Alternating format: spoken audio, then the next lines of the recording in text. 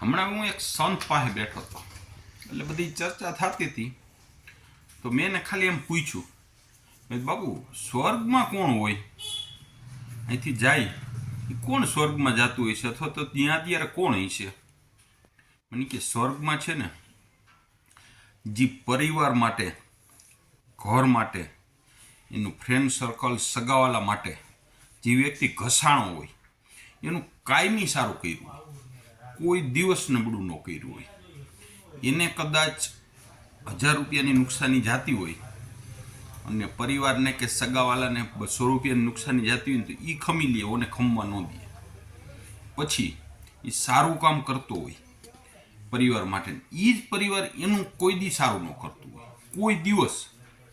ઘણી વખત છે ને, ઘણા વ્યક્તિ ભીહમાં આવે ને તે આપણી પાસે આવે કે ભાઈ આ કરી દો ને, મારે તમારી ખાસ જરૂર છે, તમે તમારો સપોર્ટ છે ને તો જ થાય.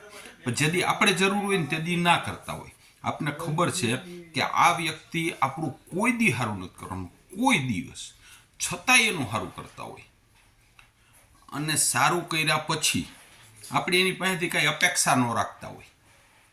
માની લો ઘણા વ્યક્તિ છે ને કોકનું સારું કરે પણ બીજા ભેગું કેવડાવે, તો એને કહેજે હો મેં એનું આટલું કર્યું છે, થોડુંક આમ મને મારું ધ્યાન રાખે. બીજો વ્યક્તિ કહે તો એલા ઓને કંઈક આભાર તો વ્યક્ત કરી, તારું આટલું કર્યું, એટલે ખોટો ખોટો આભાર વ્યક્ત કરી જાય. આવું કેવડાવતા હોય, અથવા તો એવી અપેક્ષા રાખતા હોય કે એ મારું કંઈક કહે, તમે બહુ સારા, તમે સારા. આવા વ્યક્તિ કોઈ દિવસ સ્વર્ગમાં ન જાય. જે અપેક્ષા જ નથી રાખતા એની પાસેથી, કોઈ દિવસ ગમે એટલું કામ કર્યું હોય અને કાયમી એને નુકસાની જ આવી હોય, એવા વ્યક્તિ સ્વર્ગમાં હોય. બાકી તો કર્યા પછી કાંઈ કેવડાવે કે અપેક્ષા રાખે કે એની પાસે કરાવે ને એ વ્યક્તિ ના હોય. આખી જિંદગી જેને સુખ ભોગવું જ નથી, ફક્ત આ બધાની મદદ કરવામાં એમાં જ એની જિંદગી ગઈ છે. ઘણા વ્યક્તિ એવા હોય બધાની મદદ કર્યા જ રાખે, એની જિંદગી જ એમાં આવી જાય, એ વ્યક્તિ સ્વર્ગમાં હોય. અને એના સંતાન હોય ને, એ સ્વર્ગની જેમ જીવતા હોય.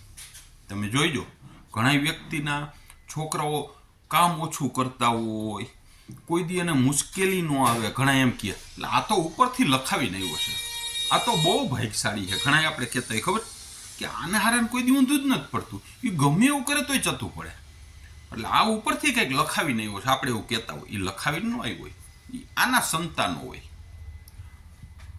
એટલે એ સુખ ભોગવે છે. એટલે 2 વખત સ્વર્ગ મળે. કોઈ વ્યક્તિ સારું કાર્ય કરે ને, અપેક્ષા વગરનું, એને 2 વખત સુખ મળે. ઉપર જઈને ત્યાં સ્વર્ગ મળે અને નીચે એના સંતાનોને સ્વર્ગ મળે.